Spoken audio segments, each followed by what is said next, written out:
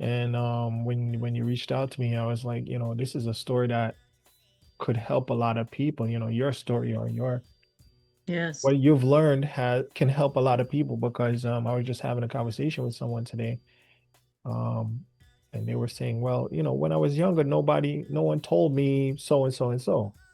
And Mm. my response was that, well, when we're younger, we don't listen. So, you know what I mean?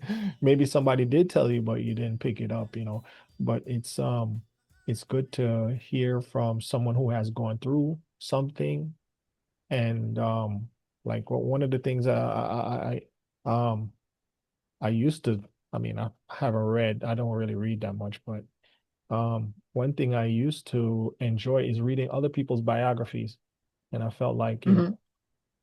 it would give me like a leap forward in experience by taking on um taking in some of the information and the struggles that they went through. So maybe I won't have to go through it so much, but I've said too much already. Why don't you introduce yourself and the movement that you're on and then we'll take it from there. Okay, wonderful. Uh, I'm Rhonda Farrah, and I'm a lifestyle empowerment alchemist, coach, author, and a speaker. And I'm often asked, well, what is an alchemist? And what do you do exactly? An alchemy is the precursor to chemistry. I'm not a left brain person by any means, but as an alchemist, I help those who wish to be helped, those who choose, to take the good stuff, the successes, the joys, as well as the challenges, the sorrows, the adversity, that not so good stuff in one's life and have it work for them rather than anything less. Uh, my background is in psychotherapy, but in 2005, I hung that hat up and I became the alchemist. I became the coach. I did speaking and largely speaking and writing. So, well, I have plenty of educational and credentials and certifications. My real education is what I have done when it comes to earning the tuition of life and going through certain instances that I really never ever thought I'd find myself in, but I did. And it was interesting because they came about in midlife for me, just after I was 40, but that was over 20 years ago. So I went through these gyrations to include incarceration, breast cancer, several divorces, financial collapse. And it was again, how could I be incarcerated? I'm a person that's never had a speeding ticket. It's like, what's going on? And um, and one thing followed the other. But what I learned was that I call it all forward. And I believe that we all call it all forward. Many people disagree with me with that. And I'm often asked, if you had this all to do over, would you have chosen these sorrows, this adversity and struggle? And I said, yes, yes. Now that I look back, yes, I would have, because what that helped me do was find my sense of self, which had been lost somewhere. So I used to call them midlife crises. They weren't at this point. They were my adventures, they were my escapades, they were my opportunity to learn, uh, because I found the gift and the blessing in all of it. I may not have liked it at first, but I got my aha moments. I gave myself to surrender in some very atypical ways. And all instances that I have been through pivoted me right back into being of service to others because I had all these messes and now I've taken them and turned them into messages that will help others. So we started to talk and you mentioned people that you talk to sometimes say, well, I wish I had known that. I wish I had known that. And we say, yeah, well, we all wish we had known whatever we have known, but would we really be listening?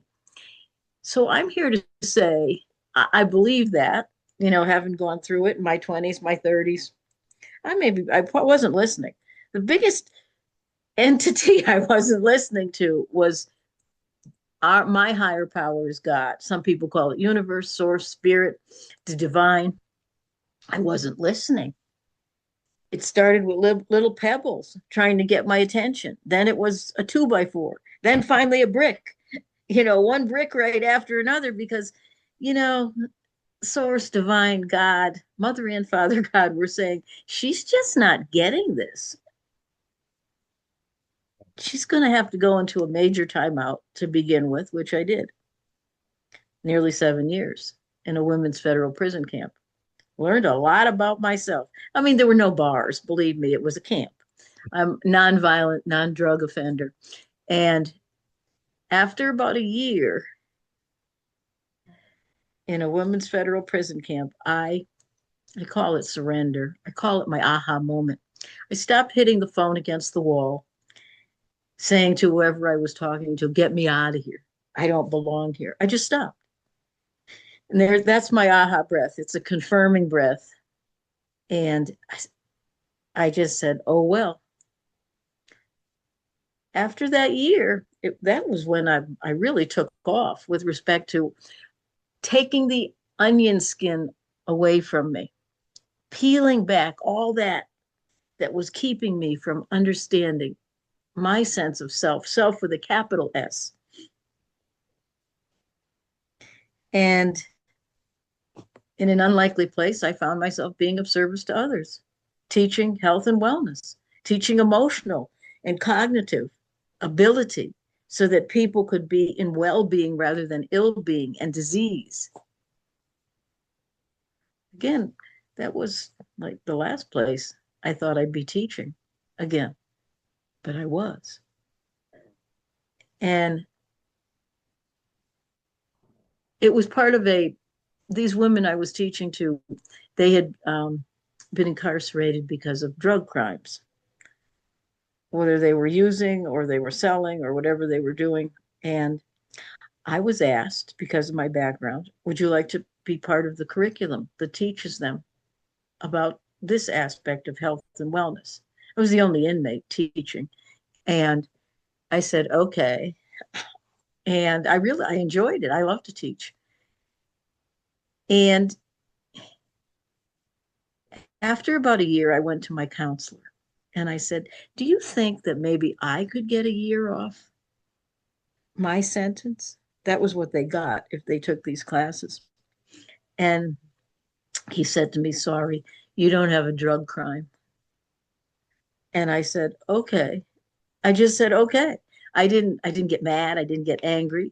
I just gave that aha breath again and went on with what else I was doing. But my point of telling you this is that I started this by saying I was able to take the mess and turn it into a message because I found that gift and that blessing. I was teaching, was an avid runner at that point. I jog now. I mean, that was over 20 years ago. But I had a track, I had strength training and antiquated equipment and everything else. But you know what? Those were gifts and blessings to me. I wasn't going to be short sighted and say, oh, I wish the hell I was out of here. Well, I could have, but I didn't. And every motion that was put in to get me released early was denied. And long after that, at my release, my sentence was expunged.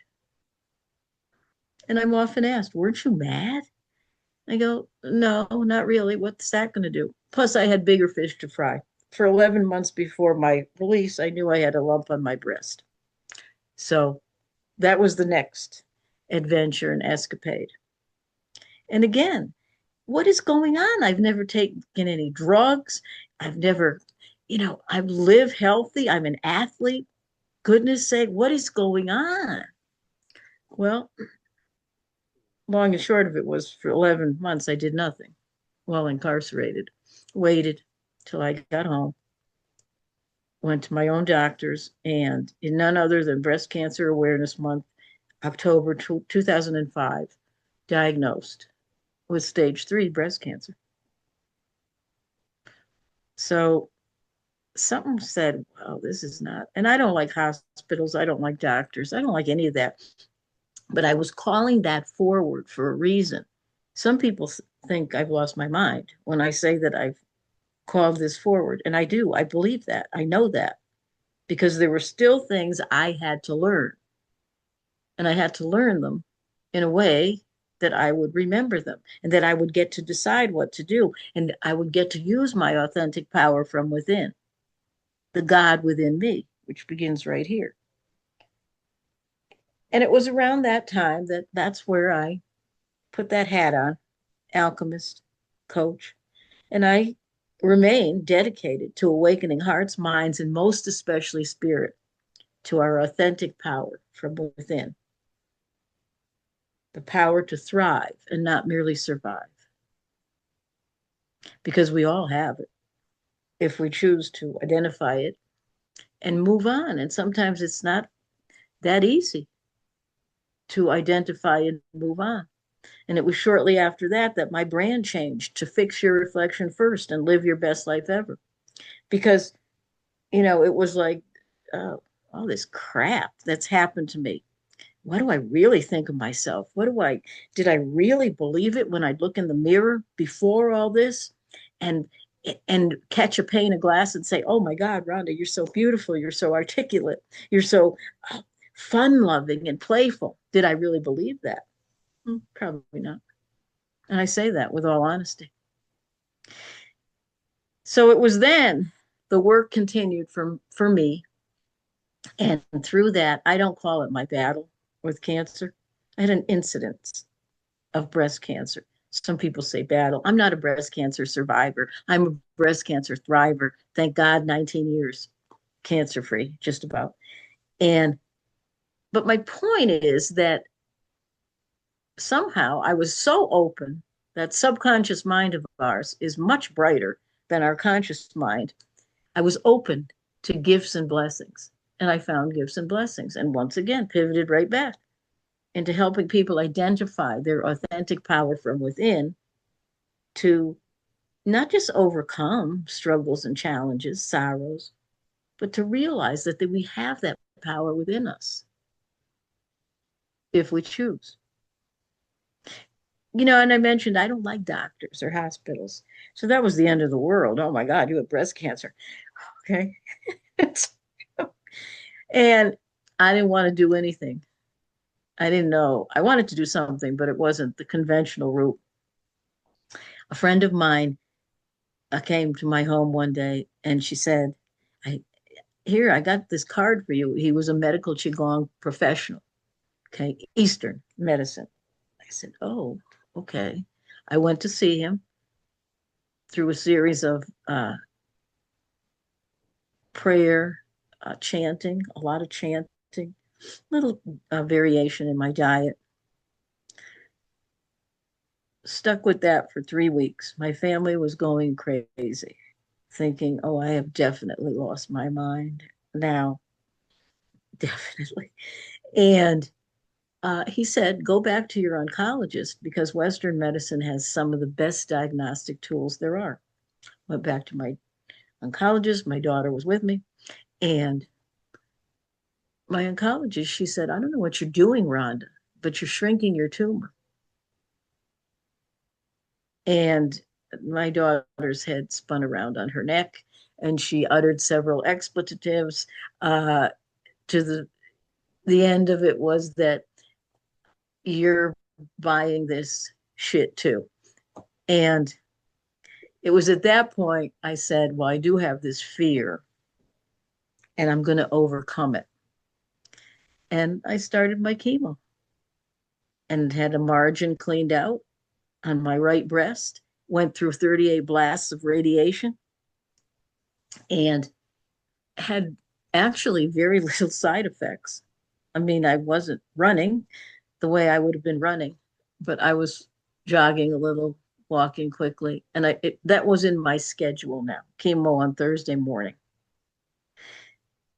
And I mean, I learned the power within me. It started to show its face, that power within me, and its heart and its mind, because I was incarcerated. So it helped me. That escapade helped me to get through this escapade. And there I was, pivoted right back into helping others and teaching in the hospital, no less, to breast cancer support. And the reason I say, I was in this disbelief. How could I have breast cancer? There's no incidence of breast cancer in my family. And because I dealt with the emotions and cognition, the thoughts, I started to look into that. And incidence of breast cancer in women, because men do have breast cancer as well, but incidence of breast cancer in women is because we do not know how to nourish or nurture ourselves. We're good when it comes to everyone else, but not us. And I said, yeah, that's me. Again, I was learning about myself. I was peeling away the onion skin. And that was a valuable piece of information because, again, it led me to go forward and help, especially now women 40 plus years and over, to identify their authentic power from within, to know that they are whole, perfect, and complete just the way they are. We all are whole, perfect, and complete, magnificent beings. We're made in the image and likeness of the magnificent, whatever you call it. Okay. So why wouldn't we be? And I'll clarify. Well, one thing I want, people don't ask for help. Ask your higher source. How am I going to get through this? When my daughter said, oh, how are we going to get it? Don't we ever get a break? You just got home. Now you have breast cancer. And I said, darling, I'm going to dance at your wedding and see my grandchildren. And both have happened. I have no idea where that came from at that time, but it's a God thing, I call them. And that's exactly the reality of it. Ask. When I'm sitting on a gurney in Monterey, California, looking out the window on a beautiful day. I didn't have to go to the hospital. I went to the surgical center. Okay. They were going to clean out the margins. And I'm looking out the window and I'm speaking to God. It's sort of like the conversation where I know I'm going to be all right, but could you give me a little sign? A nurse came over who was my OR nurse at that time. I realized it then.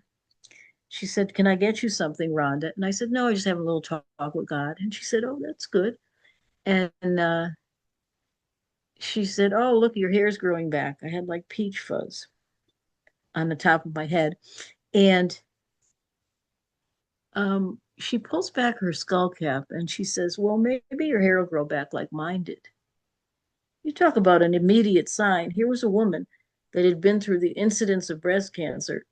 She not only survived, was thriving, and now helping others like me to understand what we need to understand, however that meant, whatever that meant to us. So again, I could have said incidence of breast cancer, incidentally, in women, about 45% of those who have breast cancer don't make it, they expire. I could have been like that. I could have become the victim and everything else. I mean, I wasn't actually exactly running around like Pollyanna. However, it wasn't the best news, but it wasn't the worst news for me. So I offer that to people that are going through whatever that you happen to be going through. I'm a big believer in mindset determines what is going on. Okay. What for victimhood, martyrdom has never been very attractive on me. So I've always realized that. Okay. But it's so to be downtrodden, all it begets is more ill feelings and dis-ease, not well-being, ill-being. But we choose. we choose.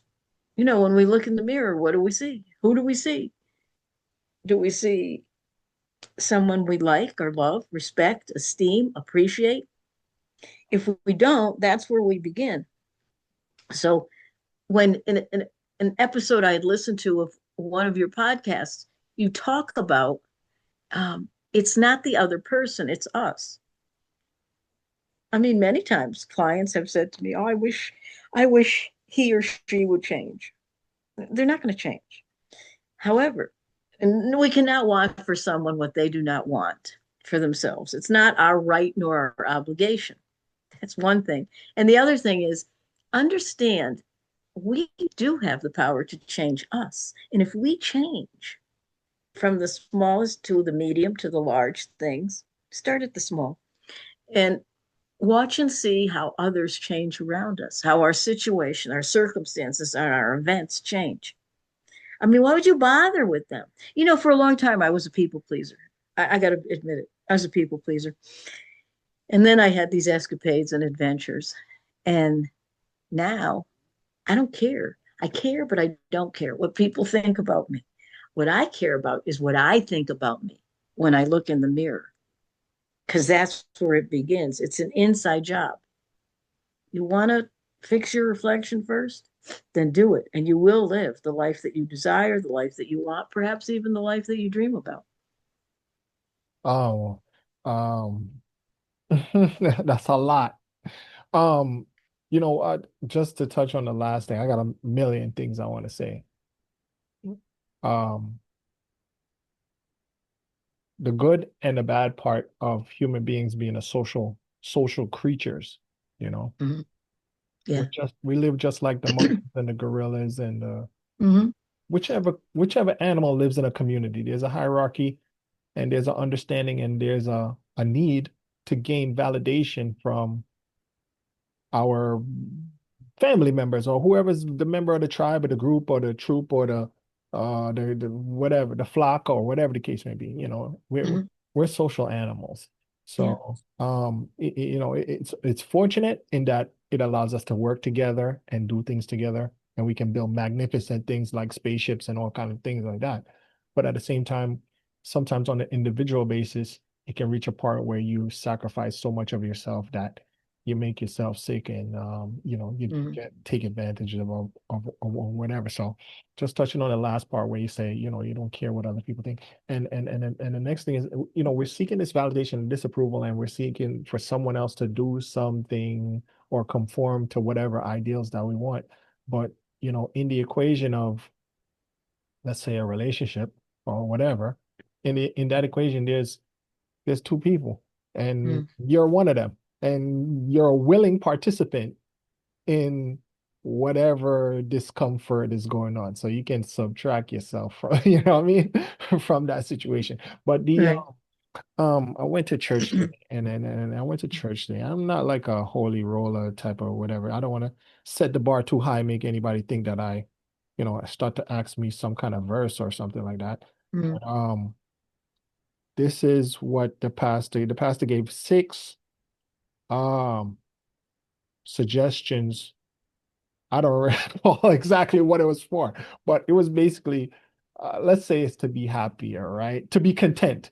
He was talking about contentment, and he said six things to be content. First thing he said, contentment is a learned behavior. Second, he said, shift focus from what you don't have to what you do have. Right. Third was trusting God's provision and timing. Four was anchor your identity in Christ. Five was learn to find your satisfaction in serving, not striving. Mm-hmm. Six, refrain from reframe hardship as God's way of shaping you for his glory. That just epitomizes everything that you just said a while ago, and we didn't have a previous conversation. No, we did not. So I mean, like I said, I'm not like the most biblical person, but I've been using this word Holy Spirit probably for this past year. So, Yeah. and it seems to work. It seems to Yeah. fit into what It, I'm talking about, it's good. Yeah. right? It works, right? So these things that the pastor was talking about, some of the things that he was saying, I've been thinking previously. Everything that he just said a while ago applies to your strategy that you learned when you were incarcerated, like Paul. Mm. Paul was incarcerated. He's still writing letters. He's still teaching people and telling them how to live and all that. You know, Joseph. Joseph was in prison. He helped this guy. He helped this guy. He helped this guy interpret this dream for that guy. That guy came up, and then that guy was able to free him and all of that, whatever. Right. And not only that, like just let's say Monday or maybe Tuesday it was. I was talking to myself. Like when I do my podcast, I'm really just talking to myself for the most part. Yeah. But I said to myself, and I'm kind of I was more leaning towards men though. I was saying every man spends some time in prison because Mm. there's a time when everything is going to be taken away from you, Yeah. and it's going to determine who you are. Not just and are you going to use that time to realize that you don't need anything, and one thing about Orthodox Judaism, the little bit that I Mm. understand, the gentlemen they wear the kippah on the top of their head. Mm. And the kippah is supposed to signify this is all that you control. This is what everything below that kippah is yours, Mm. or something like that, right? I don't really Right. understand. But it basically shows you that, it's down to you. It's all I mean, listen, serving people, you did that. Mm. Mm. Um, but it's really all about you. Like, what are you gonna do? Don't worry about what this guy's gonna do. That guy's gonna if this person's gonna do what they need to. No, no, no. What are you gonna do? And anyhow, but I just ranted, but I just took some notes while I was listening to you because it's like you're another thing is when life hits you, I think you got to reinvent yourself, Yeah. you know, because you lose your identity. I've haven't gone through not 1 millionth of the difficulty that you have gone through, but the little Bob Marley says every man thinks his burden is the heaviest, right? So Right. little that I go through, I'm like, oh my gosh, you know what Yeah. Right. I mean? But so and but the little experiences that I've had um uh really acts caused me to do what you suggested. Who am I? Mm. Who am I? You know, and can I live with this person? I have to live with who I am. This is the only body that I have. This is the only person that I am. So Hmm. if I don't have any money, am I gonna be still love myself? If I don't have Right. validation from friends, am I still gonna love myself? If I'm whatever, am I still gonna accept myself and work with what I got? Like the pastor Hmm. said, don't Yeah. worry about what you don't got, worry about what you do got. That's Yeah, right. I also said that.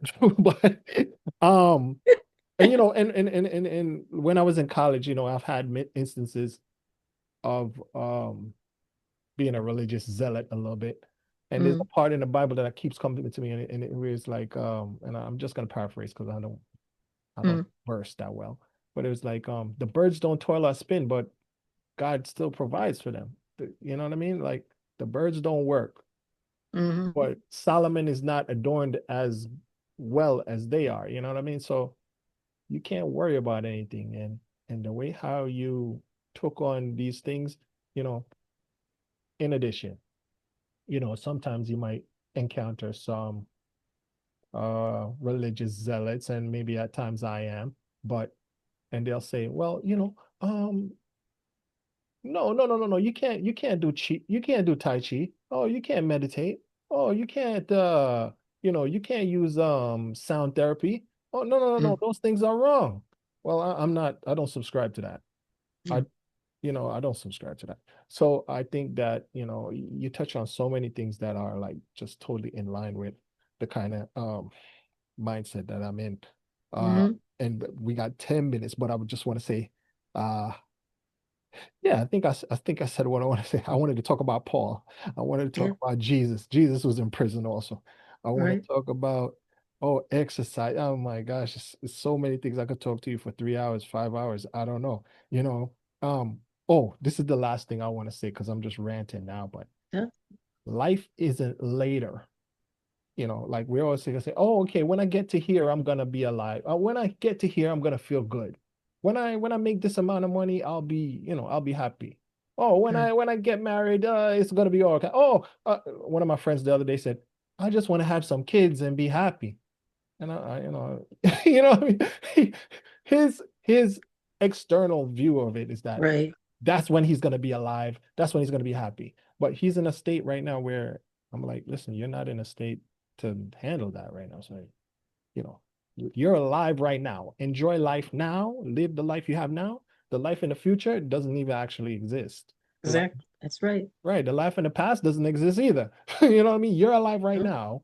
So live now, do to optimize it like how you optimize it. You were incarcerated, you were teaching on women, you were in the hospital, you're also teaching there, you're using your skills. Maybe the reason why you got your parole denied so many times is because Yeah, somebody that's right. wanted you there. You know what I mean? I Oh mean, yeah, I got that. Yeah, so yeah. I just say I could go on forever, but one of the weird things, like yesterday, I had some dandelions growing in my yard, so I heard dandelions are good. So I said, okay, let me put it in my shake. So I put it in my shake, and I'm there with and I had some like iced strawberries in there, and the dandelion was stuck in the bottom. It wouldn't get down to the blender to blend. And I said, God, maybe you don't want me to eat this dandelion from my backyard. Maybe this is a sign I shouldn't eat it. So I said, God, be with me and help me if you want me to eat this dandelion. So Right. one of my little weird things now is the word sin, right? Like in Spanish, sin means without, Yeah. right? So my thing is that I want to include God in everything. So whether I'm doing something good or I'm doing something bad, I'm gonna include him in everything just in Right. case. You know what I mean? Yeah. So I drank the dandelion. I'm still here. That was yesterday. I'm sorry. Let you get the last 5 minutes or so. No, but you make a good point because the past is like the canceled check. It's finished. Future's not here yet. But we do have this moment. And the moment, what we're sharing right now, whoever's listening to this, watching, you're here for a reason. It's no accident that people are listening to this. You were meant to have this. We were meant to get together. I just so love it when like-minded and like-hearted people align and watch what happens. It's like you could finish my sentence, I could finish your sentence, and then we could add a bunch of sentences that helped others because that's what we're here. We're here to inspire. Motivation comes from within. That's their job. But listeners, be inspired to be the best version of yourself. And that means going within and listening, just being so you know what to do. Trust and believe. I have plenty to-do lists. I'm a multitasker too. I like immediate gratification as much as the next person. Okay, I'm real. Okay. Right, right.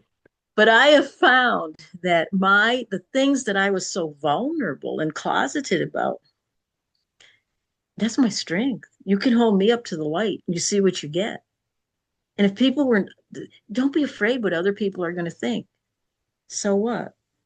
We were here to be the highest and best version of ourselves because we are made in the image and likeness.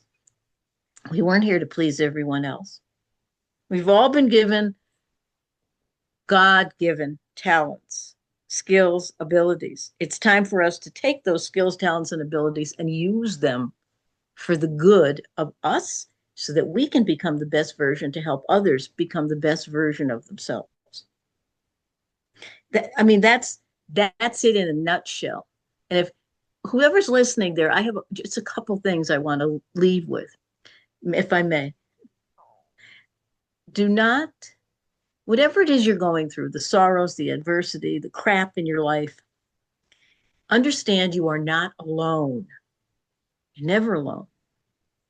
If it's not the people around you that you feel supported by, go within and find that source. The God of my understanding is right here, not in the sky. Okay, there too, everywhere, because God is all there is. But I'm not waiting for the proverbial lightning bolt to come down and hit me in my proverbial butt and solve everything. And I that's the best advice I can give someone, but understand you're not alone. So reach out, reach within, because they're there. You don't have to call me. You can call someone else. but understand you are not alone. And whatever tunnel you happen to be traveling down, please know that the light at the end of that tunnel is not a train. It's the truth. It's the light. It's the guidelines, the roadmap, the blueprint to help you be the best version of yourself if you choose to be. And I know that. I know that from my own situations, circumstances, and events in my life. You can do it. If I can do it, you can do it because you got to go within and find the power within wherever you get it, whether you go to church, whether you go to nature, whatever you do, understand that the power's there waiting to be unleashed, waiting for you to be unshackled because we're all shackled. We don't have to be in a concrete prison. We're all shackled at one point or another. Get unshackled. You have the power to do that. And you talked about life and to enjoy life. Whether I'm interviewing someone or I'm being interviewed, I leave listeners and viewers with this invitation. Treat life as if it were ice cream and enjoy it before it melts. Wonderful. Thank you. Um, how can people get your content, get in contact with you? I welcome all comments, not just to this. I welcome all comments. I welcome questions. Write to me directly. My email is Rhonda, RHONDA, at helpmerondanow.com. Rhonda at helpmerondanow.com. I'm on most social medias. I can send those and they can go in the program description. I do a lot of inspirational stuff there. It's all free. Um, so I will send that. Back by popular demand, I'm starting another cohort of my group coaching program. Fix your reflection first and live your best life ever. And that starts on January 12th. It's a 12-week program. It's you get me for 12 weeks, 2 hours a week. Wonderful. So I will send you a link to that. Whoever would like to peruse it, go ahead and peruse it and we'll take it from there.